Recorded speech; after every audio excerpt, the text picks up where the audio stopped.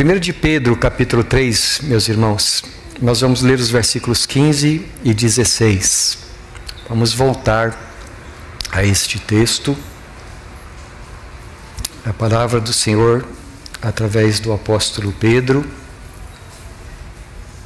que diz assim: Antes, santificai a Cristo como Senhor em vosso coração, estando sempre preparados para responder a todo aquele que vos pedir a razão, ou pedir razão da esperança que há em vós, fazendo-o, todavia, com mansidão e temor, com boa consciência, de modo que naquilo que falam mal, ou que falam contra vós outros, fiquem envergonhados os que difamam o vosso bom procedimento em Cristo. Apenas esses dois versículos, meus irmãos. Eu penso, e os irmãos eu creio concordarão comigo, que uma das maiores alegrias que nós temos como crentes em Jesus, um dos nossos maiores prazeres, é quando Deus em sua providência nos dá oportunidades de nós partilharmos a nossa fé, mesmo que as circunstâncias sejam adversas. Os irmãos se lembram de que quando Pedro e João foram levados ao sínodo, ou melhor, ao sinédrio, que quis proibi-los de pregar a palavra de Deus, que ao contrário, ordenou que eles fossem açoitados, eles saíram dali se regozijando em seus corações, porque foram considerados dignos de sofrer por causa do nome de Jesus. E todos nós temos também a experiência, em maior ou menor medida, de falarmos a respeito de Jesus.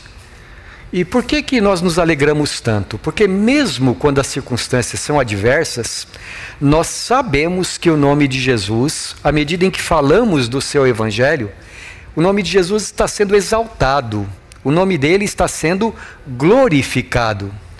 Também nós nos regozijamos porque cada vez que falamos, nós não estamos somente nos identificando com Jesus. Nós também estamos naquela esperança em nosso coração de que as pessoas que estão nos ouvindo, como disse o apóstolo Paulo perante o rei, ele disse assim: quem me dera, por muito ou por pouco, você também viesse ter a mesma fé que eu tenho. Nós sempre temos a esperança de que o evangelho alcance outras vidas por nosso intermédio.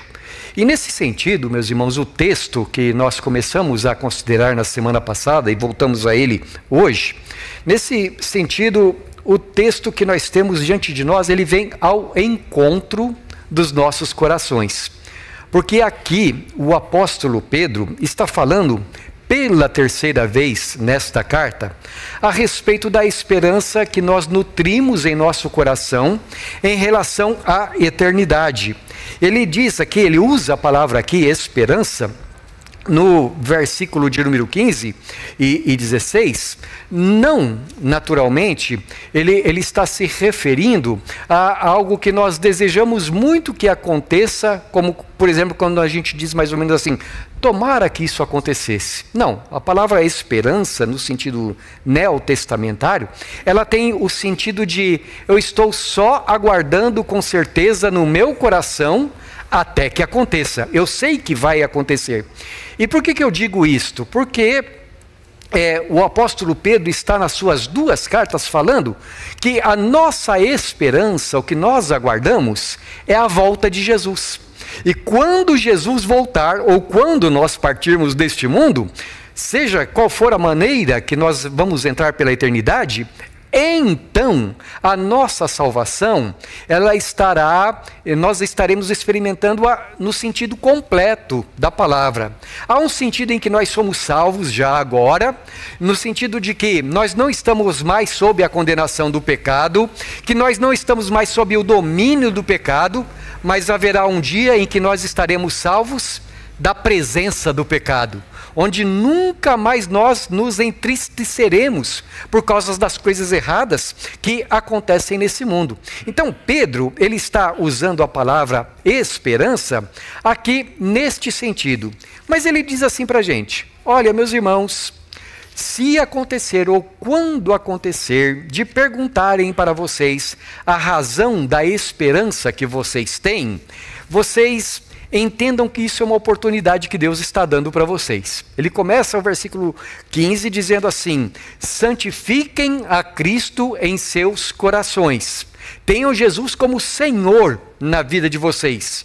E quando alguém perguntar a respeito da esperança que vocês têm, vocês então falarão por quê, a razão dessa esperança. E ele, depois de falar que nós temos que explicar a razão, ele diz também: mas vocês vão falar da razão que vocês têm para crer na volta de Jesus, mas vão fazê-lo com temor e tremor, e vão fazê-lo também, versículo de número 16, versículo de número 16 diz assim: que falam contra vós outros, com boa consciência, de modo que naquilo que falam contra vós outros, eles não tenham razão, eles cheguem a ficar envergonhados pela maneira como falam mal a respeito de vocês.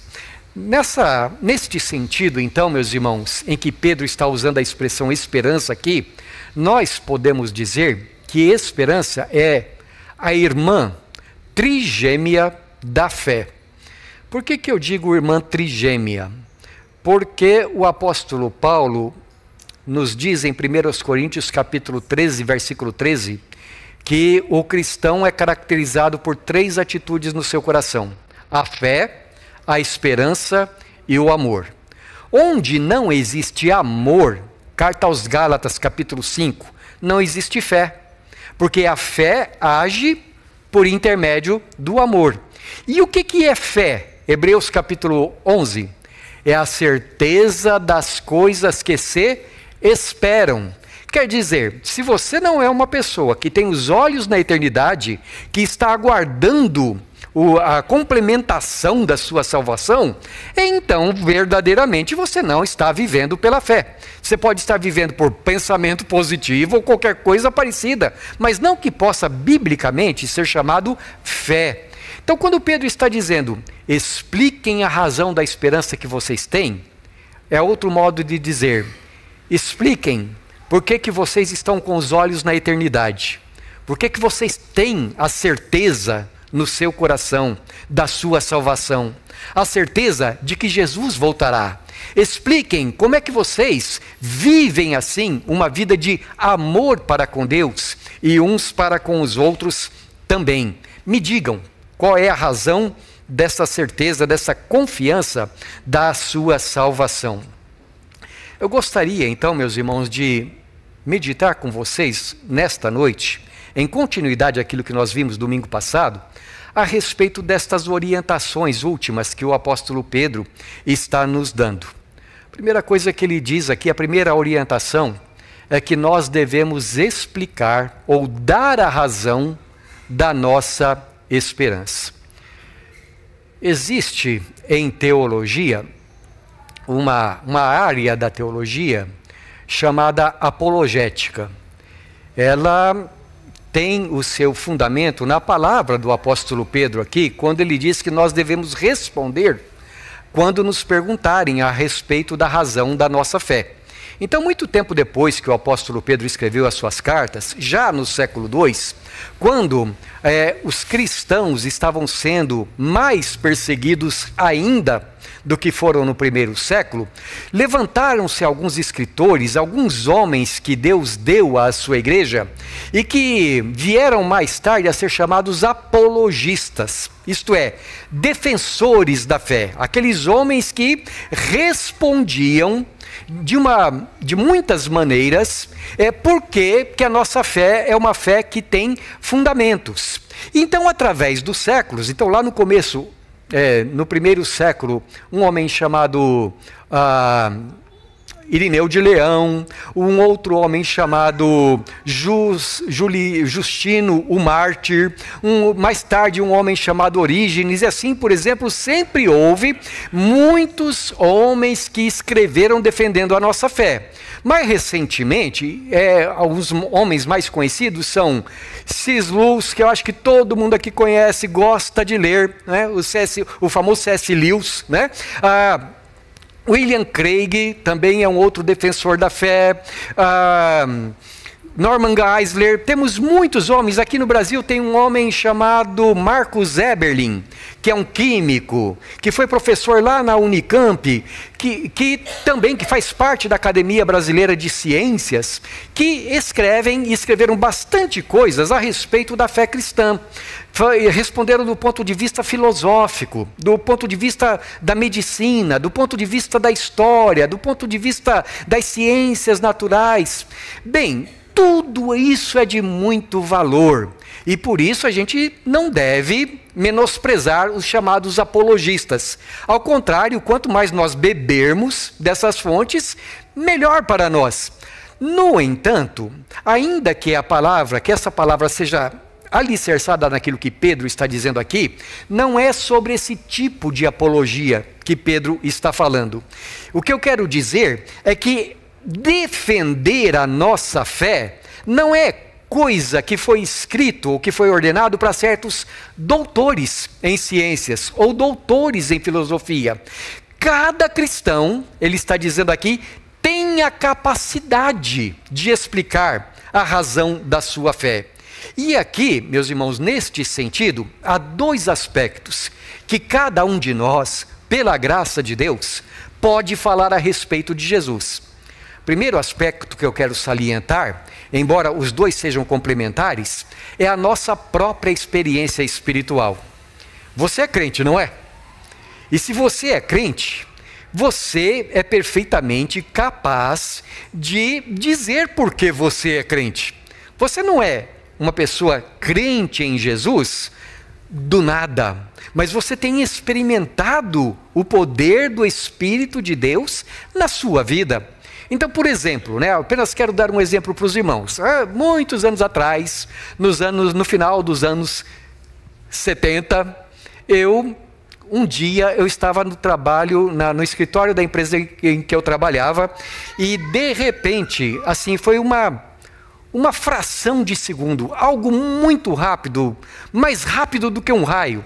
Eu estava ali no escritório e de repente eu como que me vi, desde lá de cima, olhando ali embaixo, eu vi o Plínio, aquele pontinhozinho miúdo no meio de uma imensa, incontável, grandiosa humanidade.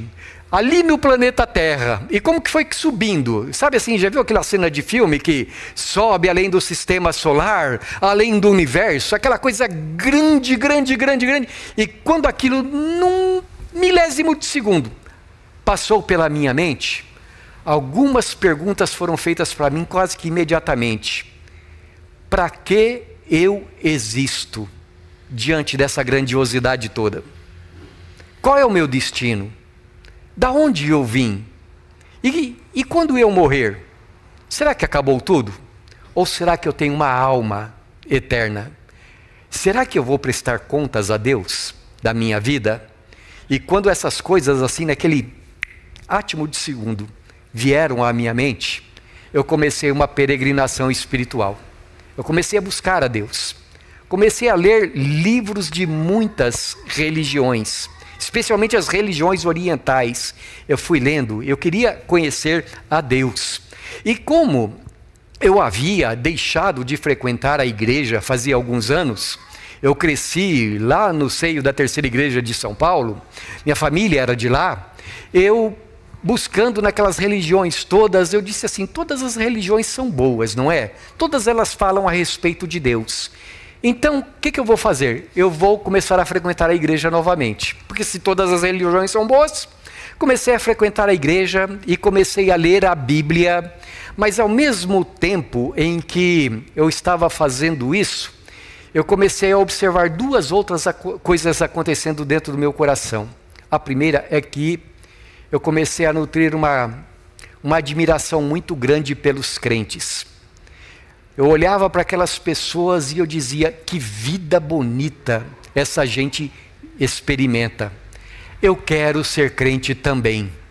E à medida em que eu via aquela vida bonita, eu ia fazendo uma outra coisa, eu ia lendo a Bíblia.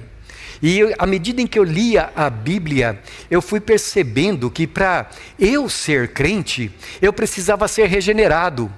Mas eu percebi uma coisa, é que por mais que eu me esforçasse, eu não conseguia me regenerar. Eu não conseguia mudar meu coração. Eu sempre me encontrava pecador.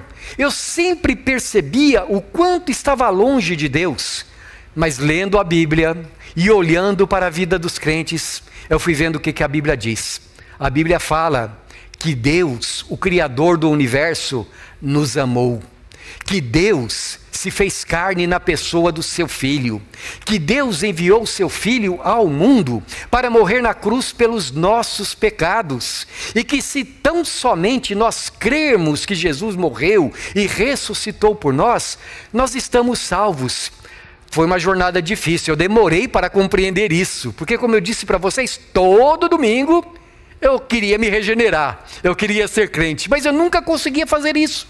Um dia eu entendi que Deus é quem nos salva, que o Senhor Jesus disse que se tão somente nós crermos nele, Ele nos salva dos nossos pecados, Ele nos redime das nossas culpas. Ele diz, todo aquele que vem a mim, passou da morte para a vida. E meus irmãos, quando eu entendi isso, não dá para a gente descrever, não dá para colocar no nosso idioma a alegria do coração, a felicidade que toma conta da nossa alma. E aí, a vontade de falar de Jesus para o mundo inteiro. A gente quer salvar o mundo inteiro. E a gente começa a perguntar assim, mas por que o mundo ainda não é convertido? Se Deus é tão maravilhoso. Veja o que eu estou querendo dizer. Essa foi a minha experiência. Mas embora essa tenha sido a minha experiência, cada um de vocês também tem algo para contar. Cada um de vocês tem a experiência que Deus lhe deu para contar. E Deus vai dar muitas oportunidades, ou melhor, Ele dá muitas oportunidades. E quando alguém pergunta, mas escuta, por que você é crente? O que aconteceu? Por que você virou crente?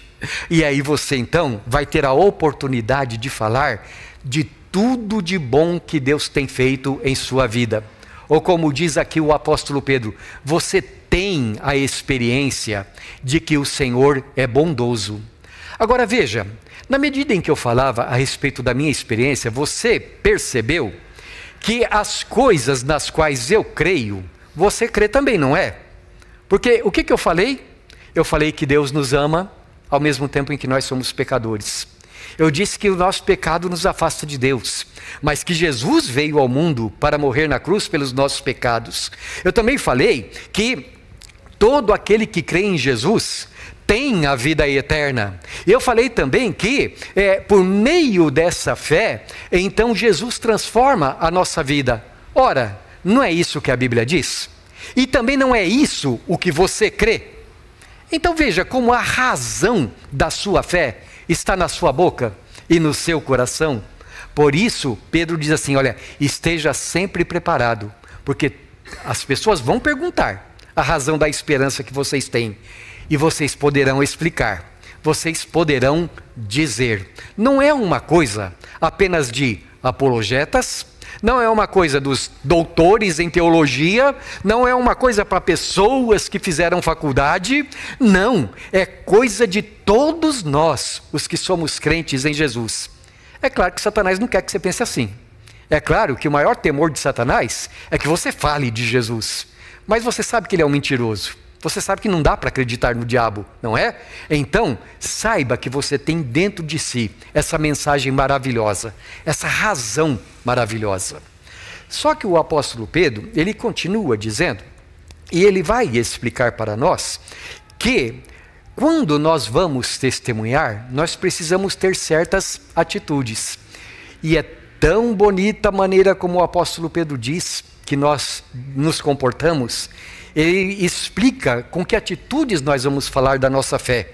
Ele prossegue dizendo assim, fazendo-o todavia com mansidão e temor, com boa consciência, de modo que naquilo que falam contra vós outros fiquem envergonhados os que difamam vosso procedimento em Cristo. Mansidão, temor, boa consciência. Você se lembra em outros lugares da Bíblia onde essas palavras aparecem? Por exemplo, o fruto do Espírito é mansidão. Outra palavra que ele usa é o temor do Senhor. Isaías capítulo 11. Repousará sobre ele o espírito de temor do Senhor e de sabedoria. Boa consciência, isto é fruto de você olhar para dentro de si mesmo e a tua consciência está em paz. Todas essas coisas, meus irmãos, são o resultado do Espírito Santo habitar em nossos corações e conduzir as nossas vidas. Agora veja, nós sabemos que por um lado, nós devemos desenvolver essas atitudes. Através da oração, através da meditação na palavra de Deus, nós devemos cultivar essas atitudes que Pedro está dizendo aqui para nós. Por outro lado, nós sabemos que não é a nossa força que faz isso, mas é resultado de Deus estar conduzindo nossos pensamentos, nossos corações, como fruto de nós estarmos buscando a Ele. Ou como diz o apóstolo Paulo em outro lugar, aqueles que são guiados pelo Espírito são filhos de Deus. Isto é, se eu sou crente, se o Espírito Santo guia a minha vida, então essas coisas estarão frutificando. Então uma conclusão que a gente chega é essa: não é a nossa força que faz isso, é o Espírito de Deus. Mas ao mesmo tempo nós somos responsáveis para buscar essas coisas em nossa vida. Mansidão.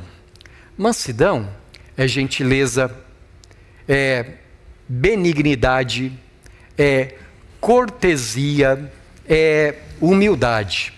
E quando Pedro usa essa palavra, a gente percebe que, naturalmente, Pedro não está falando aqui de uma mera manifestação externa, na qual nós, aparentemente, estamos sendo gentis.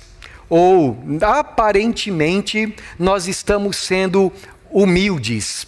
Existe uma diferença enorme entre o comportamento farisaico e o comportamento de uma pessoa cujo coração foi transformado, não é mesmo? Então veja, por exemplo, se você pensar naquele filho de Davi chamado Absalão, você se lembra de como ele era gentil com as pessoas? Você se lembra de como ele era amável com as pessoas? Ele ficava na porta da entrada da cidade e alguém vinha falar com o rei e ele cercava a pessoa no caminho. E aí, qual é o seu problema, meu querido? Se tivesse um nenenzinho no colo, acho que ele até beijava, né? E aí, qual é o seu problema? O que está acontecendo? E a pessoa dizia, eu preciso falar com o rei. Ele dizia, olha, a sua causa é justa, mas tem um problema, o rei é tão ocupado que ele não pode te atender. Quem me dera eu fosse rei. E a Bíblia diz que aí ele ia ganhando o coração das pessoas. Ele era amável de verdade? Ele estava fazendo de conta. Ele queria a posição do rei. E então, por causa disso, ele estava sendo gentil com as pessoas. Não é isso que Pedro está falando. Pedro está falando a respeito de uma atitude de coração, daquele que segue o Senhor Jesus. Ora, se somos seguidores de Jesus, se Jesus está entronizado em nosso coração, o que Jesus falou a respeito disto? Aprendei de mim, que sou manso e humilde de coração. Então é no coração que nós devemos, acima de tudo, ou melhor, antes de mais nada, cultivar a mansidão. Se nós não cultivarmos a mansidão, irmãos, nós podemos ter os melhores argumentos a respeito da nossa fé. Nós podemos ser grandes debatedores de filosofia, de teologia, e nós podemos ser tão bons na nossa argumentação que o nosso oponente, digamos assim, não tem saída, ele não tem o que responder, de tão sabidos que nós somos. Mas nós estamos falhando miseravelmente no nosso testemunho, porque o testemunho para nós alcançarmos as pessoas do mundo é o quê? É uma vida transformada, é coração transformado. Às vezes até uma pessoa não tem tanta argumentação assim, mas os outros olham para a vida dela, e que vida bonita, não é? Quantas e quantas vezes nós olhamos para as pessoas mais humildes na fé cristã, não são grandes oradores não, mas esse irmão abre a boca para falar, só o jeito desse irmão falar já mostra o Espírito Santo na vida dele. Não é assim? Então Pedro diz, fale, explique a razão da sua fé, mas fale com mansidão. A segunda coisa que ele diz aqui, irmãos, que nós precisamos fazer, é, faça com temor.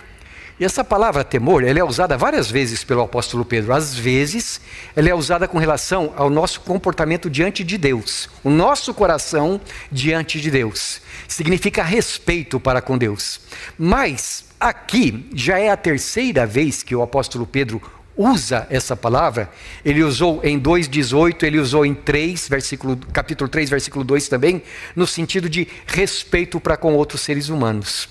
Isto é, eu tenho que olhar para cada pessoa com quem eu estou falando com respeito no meu coração, pela vida de cada ser humano, por causa do temor que eu tenho a Deus. Porque se eu temo a Deus, eu vou entender o que a respeito de cada ser humano? Que cada ser humano foi criado à imagem e semelhança de Deus. Mesmo que ele não seja crente. Sim, por causa do pecado, a imagem de Deus foi muito distorcida na vida de todos os seres humanos. Ainda assim, o texto de Gênesis e o texto de Tiago diz que cada ser humano continua sendo a imagem de Deus. E é por isso então que quando nós testemunhamos a nossa fé, nós não vamos achar que alguma pessoa seja, como diria Jesus, nunca diga para alguém, nunca chame esse alguém de cabeça oca, nunca chame alguém de imprestável. Esse é o sentido das palavras ali em Mateus capítulo 5. Nunca diga que alguém não tem jeito, porque se Deus trouxe alguém à existência, Deus é perfeitamente capaz também de fazer dessa pessoa uma nova criatura. Então, ter apreço pela vida, pela alma de cada ser humano, é algo que faz parte do testemunho. O crente não é uma pessoa que menospreza quem quer que seja. Cada pessoa é de grande valor diante de Deus. E por último, o apóstolo Pedro diz assim: fale da sua fé, fale com mansidão e temor, e fale mantendo uma boa consciência. A NVI diz conservando boa consciência. A Nova Tradução diz tenham sempre a consciência limpa. E todas as outras versões em português têm aqui o mesmo sentido também. Agora, o que é ter uma boa consciência? O Novo Testamento fala bastante a respeito disto, mas eu quero me concentrar com os irmãos naquilo que é o mais relevante para esse momento, para mostrar a importância de uma boa consciência no nosso testemunho. Por favor, abra a sua Bíblia lá em Atos capítulo 23. Nós iremos ler o versículo de número 1. Atos capítulo 23, versículo de número 1. Os capítulos 21, 22 e 23 aqui de Atos nos contam de quando Paulo foi preso no templo em Jerusalém, acusado de violar a lei de Moisés, de pecar contra o templo do Senhor, causar tumultos por causa disso. Então ele foi preso e em Jerusalém ele foi levado perante o Sinédrio. Depois de ter passado pelas autoridades políticas, ele foi levado diante do Sinédrio. E lá no capítulo 23, então, ele dá o seu testemunho diante do Sinédrio. Ele não foi levado ali porque era uma oportunidade, mas ele viu aquilo como uma oportunidade. Então está escrito assim, Atos 23, 1. Fitando Paulo os olhos no Sinédrio, disse: varões, irmãos, tenho andado diante de Deus com toda a boa consciência até o dia de hoje. É assim que ele começa. E depois, então, ele vai falar a respeito do fato de que ele encontrou Jesus e que Jesus transformou a vida dele. Mas a primeira coisa que ele diz é: até o dia de hoje, a minha consciência é boa diante de Deus. O que significa isso aqui, meus irmãos? Entre outras coisas, Paulo está dizendo assim: olha, quando eu olho para dentro de mim mesmo, o meu coração está em paz, a minha consciência está tranquila, não tem nada do que eu possa me envergonhar. E por que ele fala isso? Diante de quem o apóstolo Paulo andava? Diante de Deus. Boa consciência é o resultado de se andar na presença de Deus. Deus nos conhece completamente. E quando nós andamos na presença de Deus, o que vai resultar na nossa vida? Vamos, de fato, andar no temor do Senhor. Não seremos pessoas, como é que diz aquela expressão? Santo de pau oco? Não seremos isso. Ao contrário, nós vamos viver de tal maneira no temor do Senhor que a nossa consciência está em paz. Em outro lugar, nas suas cartas aos Coríntios, Paulo disse assim: olha, a minha consciência está muito bem, porque eu não sou um vendedor da fé. Eu não sou um homem que desobedece à lei do Senhor. Não sou um manipulador de pessoas. Isto é, o evangelho que eu prego, diz o apóstolo Paulo, é uma coisa feita na presença de Deus, sabendo que eu vou prestar contas a Deus. Por favor, abra lá na segunda carta aos Coríntios, capítulo de número 4. Nós iremos ler do versículo 1 até o versículo 4. O apóstolo Paulo falando a respeito deste assunto, ele diz assim, segundo aos Coríntios, deixa eu ver, acho que eu anotei errado. 1 aos Coríntios, desculpem meus irmãos, 1 aos Coríntios capítulo 4.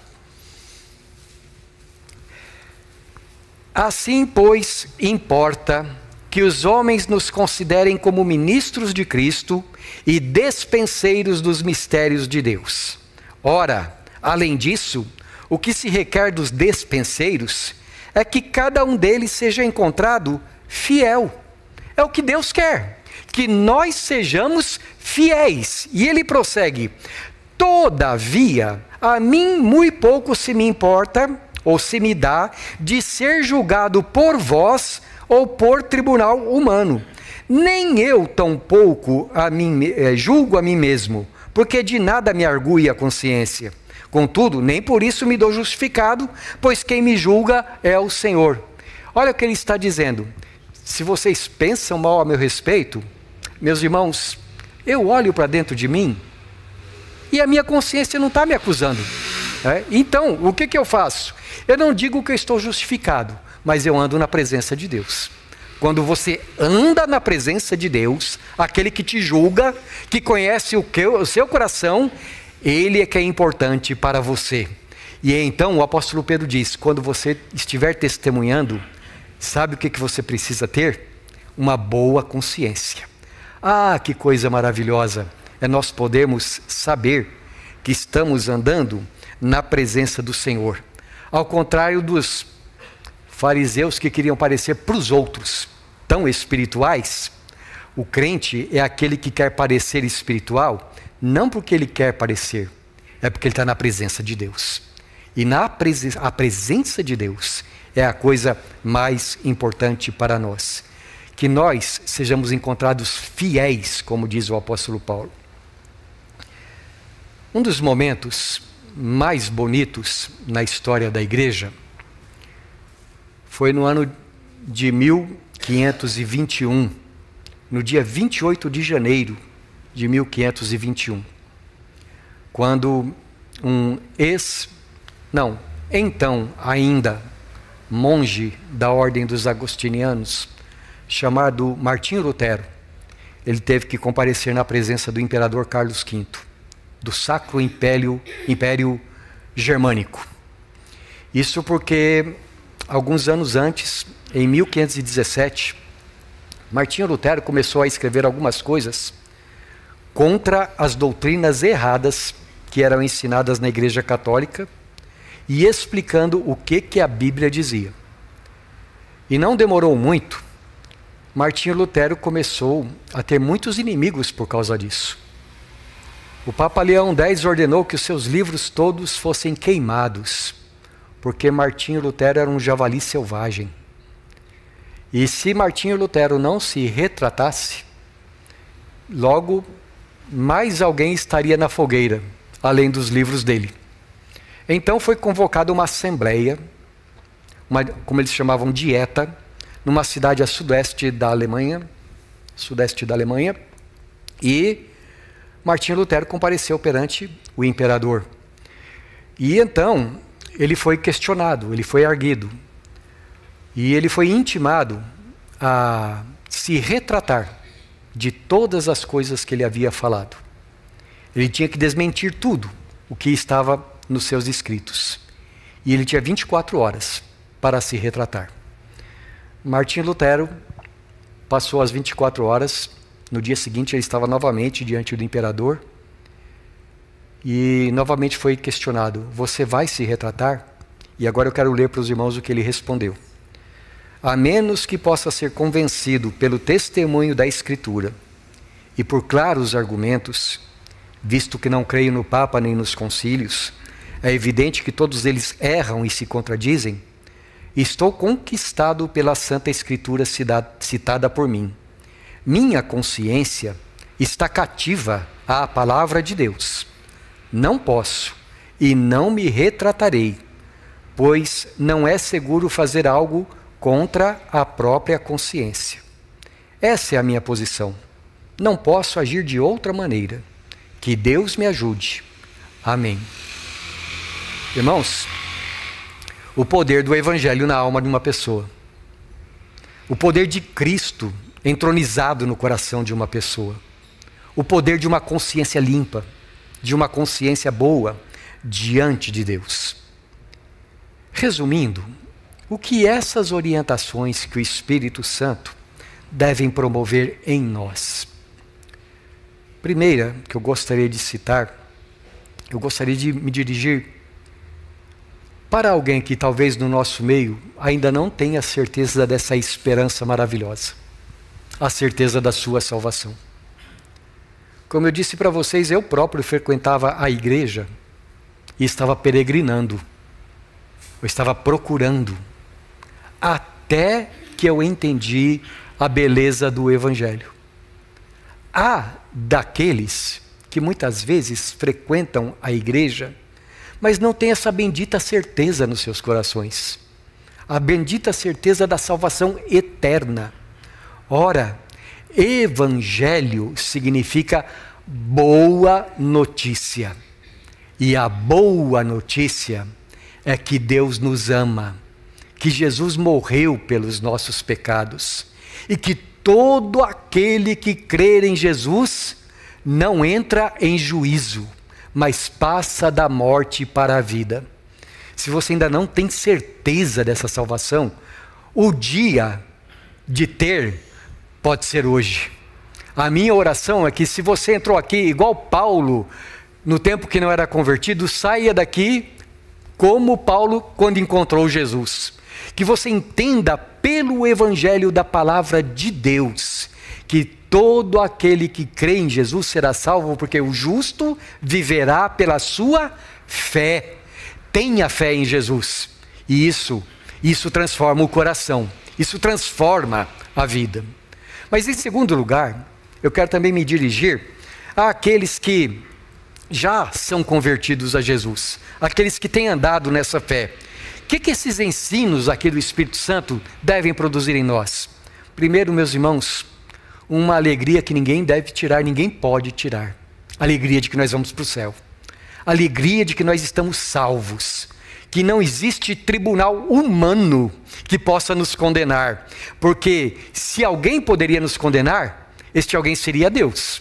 Mas Deus nos amou e enviou Jesus. Jesus levou sobre si os nossos pecados. Ah, como é bom saber disso. Ah, como é bom a gente andar a cada dia com a consciência limpa na presença de Deus, porque sabemos que fomos lavados pelo sangue de Jesus, que o nosso destino é o céu. Ah, é uma alegria que ninguém tira da gente. E se você é uma pessoa que está cheia dessa alegria, naturalmente tem uma vontade enorme de falar para outras pessoas. E Pedro então aqui diz para cada um de nós: arme a sua mente, esteja preparado para você explicar para os outros por que você é crente. Faça isso, diga para os outros. Faça com mansidão no coração. Faça com respeito no coração. Faça com uma boa consciência. Mantenha uma boa consciência de Deus, diante de Deus. Se você vê que existe algum pecado dominando a sua vida, pega esse pecado, não varre ele para debaixo do tapete, não. Jogue no lixo. Não deixe o pecado fazer separação entre você e Jesus. E confiemos que Jesus está conosco em todo o nosso testemunho. Porque Ele disse: e eis que estou convosco todos os dias, até a consumação dos séculos.